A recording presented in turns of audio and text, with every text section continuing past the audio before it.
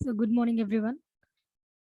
இன்னைக்கு நம்ம என்ன டாபிக் பார்க்க போறோம் அப்படின்னா, எஸ்எஸ்சியோட ஜெனரல் அவேர்னஸ்ல எக்கனாமிக்ஸ் அண்ட் பாலிட்டி பார்ப்போம். ஸோ இப்போ நம்ம எக்கனாமிக்ஸ் அப்படின்றதுல பார்த்தீங்க அப்படின்னா, பேங்கிங் அவேர்னஸ். ஓகேங்களா? அதில் ஃபர்ஸ்ட் டாபிக் என்ன அப்படின்னா, history of banking in India. So எப்படி வந்து நம்ம கண்ட்ரியில் பேங்க் அப்படின்ற ஒரு ஸ்ட்ரக்சர் இல்லை அப்படின்னா, பேங்க் அப்படின்ற ஒரு ப்ராசஸ் வந்து எப்படி ஸ்டார்ட் ஆச்சு? அதோட ஹிஸ்ட்ரி என்ன? ஸோ அத பத்தி தான் நம்ம வந்து இன்னைக்கு பார்க்க போறோம். ஓகேங்களா? ஸோ ஃபர்ஸ்ட் என்ன அப்படின்னா, history of banking in India. So அதோட evolution system. So evolution of banking system in India. நார்மலா என்ன அப்படின்னா, பேங்க் அப்படின்றத பொறுத்தவரைக்கும் நம்மளோட நேஷனல் எக்கானமி, ஸோ இந்திய பொருளாதாரம் அப்படின்னு சொல்றோம் இல்லையா? அதோட பேக் போனா இருந்திருக்கு. ஓகேங்களா? அது வந்து பேக் போன். அது வந்து ஒரு முதுகெலும்பு அப்படின்னு சொல்லிட்டு நம்ம கன்சிடர் பண்றோம். ஸோ பேங்கிங் பொறுத்தவரைக்கும் it's considered to be the backbone of the national economy. ஓகேங்களா? ஸோ இப்போ நம்ம பேங்கிங் அப்படின்றத எடுத்தோம்னு வச்சுக்கோங்களேன், எப்படியெல்லாம் நம்ம வந்து டிவைட் பண்ணலாம்? எப்படியெல்லாம் நம்ம கிளாசிஃபை பண்ணலாம்? அப்படின்னா, நார்மலா வந்து ஆர்பிஐ அப்படின்றது வந்து சென்ட்ரல் பேங்கா இருக்கும். சரிங்களா? அந்த ஆர்பிஐ கீழ பார்த்தோம் அப்படின்னா, ஷெட்யூல்டு பேங்க்ஸ் இருக்கு. நான் ஷெட்யூல்டு பேங்க்ஸ் இருக்கு. எதெல்லாம் இந்த பேங்கிங் கம்பெனிஸ் ஆக்ட் அது கீழ வராங்களோ, அவங்க வந்து அந்த ஷெட்யூல்டு பேங்க்ஸ் அப்படின்னு சொல்லுவாங்க. ஓகேங்களா? இந்த பேங்கிங் கம்பெனிஸ் ஆக்ட் 1949 ஓட ப்ரொசீஜர் கீழ வரலையோ, அவங்க வந்து நான் ஷெட்யூல்டு பேங்க்ஸ் அப்படின்னு சொல்லுவாங்க. ஷெட்யூல்டு பேங்க்ஸ் பொறுத்தவரைக்கும் 2 விதமா கிளாசிஃபை பண்ணலாம். ஓகேங்களா. ஒண்ணு வந்து கமர்ஷியல் பேங்க்ஸ். இன்னொன்னு பார்த்தோம் அப்படின்னா, cooperative banks. So commercial banks பொறுத்தவரைக்கும் private, public, foreign and regional rural banks. இதுதான் என்ன அப்படின்னா, ஓவரால் கிளாசிஃபிகேஷன் இல்ல ஓவரால் ஸ்ட்ரக்சர். ஒரு பேங்கிங்கோட ஸ்ட்ரக்சர் வந்து இப்படிதான் இருக்கு அப்படின்றத பொறுத்தவரைக்கும், இந்த மாதிரியான கிளாசிஃபிகேஷன்ல பண்ணலாம். ஓகேங்களா. இந்த பேங்கிங் கம்பெனிஸ் ஆக்ட் 1949 அப்படின்னு சொல்றோம் இல்லையா? அது என்ன பண்ணும் அப்படின்னா, ஒரு பேங்கிங் அப்படின்ற ஒரு பேங்கிங் அப்படின்றவங்க என்ன பண்ணுவாங்க? அது மட்டும் இல்லாம அவங்களோட வொர்க்கிங் ப்ராசஸ் எப்படி இருக்கும்? அதுக்கப்புறமா அவங்களோட ரூல்ஸ் என்ன? அவங்களோட ரெகுலேஷன்ஸ் என்ன? அப்படின்ற ப்ரொவிஷன்ஸ் எல்லாமே பார்த்தீங்கன்னா, இந்த பேங்கிங் ஆக்ட் 1949ல வந்து சொல்லியிருக்காங்க. சரியா? ஸோ இப்ப பேங்கிங் அப்படின்றத எடுத்தோம்னு வச்சுக்கோங்களேன், நார்மலா அவங்க வந்து ஒரு டெபாசிட்ட அக்செப்ட் பண்ணிப்பாங்க. ஓகேங்களா? அதுக்கப்புறம் ஒருத்தவங்களுக்கு லோன் குடுப்பாங்க. ஓகேங்களா? அதுக்கப்புறமா என்ன பண்ணுவாங்க அப்டின்னா, அந்த நம்ம கிட்ட வந்து டெபாசிட் பண்ணியிருக்காங்க இல்லையா? அந்த டெபாசிட் பண்ண மணிக்கு பொறுத்தவரைக்கும், ஒரு ஃபிக்ஸட் டைம் பீரியடுக்குள்ள நான் வந்து இந்த பைசா வந்து என் பேங்க்ல இருக்கட்டும். அந்த டைம் பீரியடுக்கு நான் உங்களுக்கு வந்து இன்ட்ரெஸ்ட் பே பண்றேன். அந்த இன்ட்ரெஸ்ட் பே பண்ணிட்டு, நீங்க அத வந்து ஒரு ஃபிக்ஸ்டு டைம், ஒரு டிமாண்ட் டைம் அப்டின்னு சொல்லியிருக்கீங்க இல்லையா? அந்த டைம் பீரியட்ல உங்களோட பிரின்சிபல் அமௌண்ட்ட நான் குடுத்துடுறேன். அப்டின்னு சொல்றாங்க இல்லையா? இது வந்து டிமாண்ட் டெபாசிட் இல்லாட்டி வந்து ஃபிக்ஸ்டு டெபாசிட் அப்டின்னு சொல்லுவாங்க. ஓகேங்களா? இதுவும் பேங்க் வந்து பண்ணிட்டு இருக்காங்க. அது மட்டும் இல்லாம, ஒரு செக்க வந்து வித்ட்ரா பண்றது. ஓகேங்களா? பேங்க்ல போட்டு அது மூலியமா நான் வந்து கேஷ் எடுக்கிறது. இல்ல அப்டின்னா, ஒரு என்னோட மணி வந்து வித்ட்ரா பண்றது. இல்ல நான் வந்து ஒரு டெபாசிட்ட மெயின்டெயின் பண்றது. லோன் எடுக்கிறது. இந்த மாரி பண்ற எல்லா ப்ராசஸுமே பார்த்தோம் அப்டின்னா, அந்த பேங்க் பண்ணிட்டுருக்காங்க. அந்த பேங்க் பொறுத்தவரைக்கும் அந்த பேங்கிங் கம்பெனிஸ் ஆக்ட் 1949. ஸோ இது கீழ தான் எல்லாமே டிஃபைனும் பண்ணியிருக்காங்க. ஓகேங்களா? ஸோ இந்த 3 பாயிண்ட் பார்த்தீங்க அப்டின்னா ஒரு இன்ட்ரோடக்ஷன். ஸோ பேங்க் அப்டின்றத பொறுத்தவரைக்கும் நம்ம நேஷனல் எக்கானமியோட பேக் போன் சொல்லியிருக்கோம். அதுக்கப்புறம் பேங்கிங் வந்து எப்படி கிளாசிஃபை பண்ணியிருக்காங்க, how they have been classified the banking structure அப்டின்றத சொல்லியிருக்கோம். And the banking companies act of 1949 which defined what are the provisions ஓகேங்களா? என்னென்ன ப்ரொவிஷன்ஸ் எல்லாமே வந்து பேங்கிங் கம்பெனிஸ் ஆக்ட்டுக்குள்ள டிஃபைன் பண்ணியிருக்காங்க அப்படின்றதையும் நம்ம வந்து இதுல சொல்லியிருக்கோம். ஓகேங்களா? அடுத்து என்ன அப்படின்னா பேங்கிங் ஸ்ட்ரக்சர்.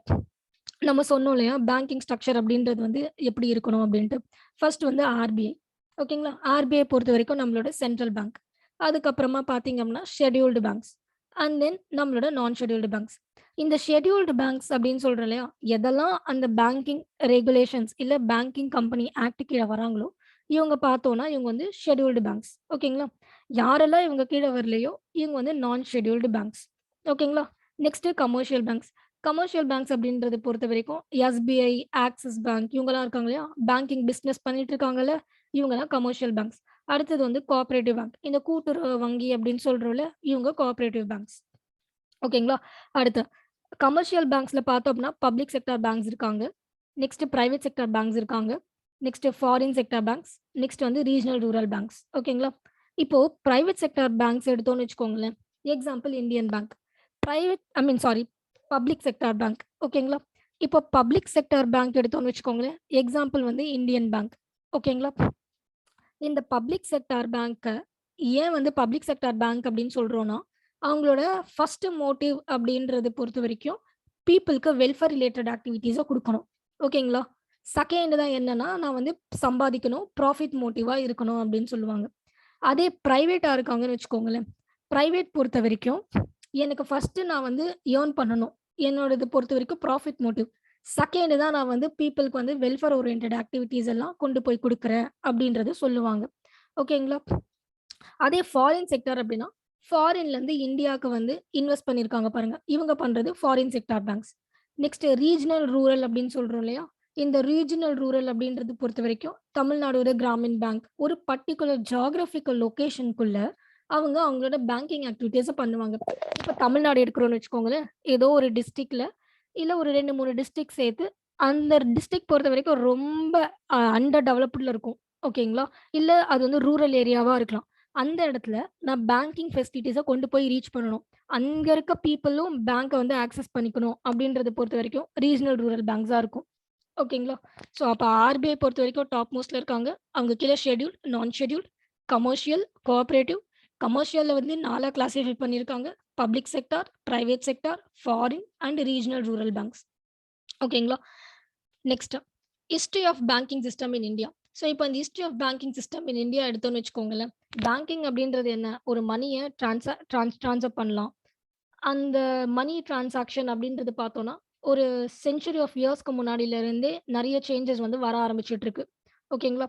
அப்போ இந்த ஹிஸ்டரி ஆஃப் பேங்கிங் அப்படின்றத நான் 3ஆ கிளாசிஃபை பண்ணுவேன். 1 ப்ரீ இண்டிபெண்டன்ஸ்.